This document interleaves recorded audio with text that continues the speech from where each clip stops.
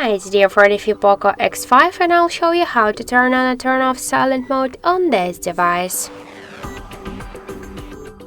So first we should open the settings application and then tap to the sound and vibration section.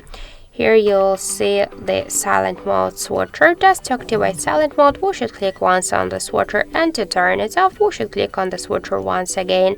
Also, we can activate the silent mode when the ringtone volume panel is muted.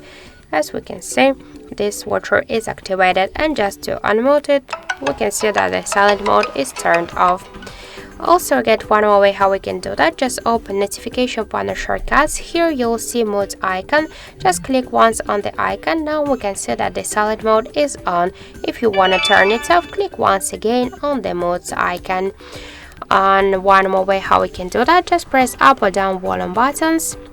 Then you'll see here the bell icon. Click on the bell icon, and now we can see that the silent mode is activated. If you want to turn it off, click on the square bell just to turn off the silent mode.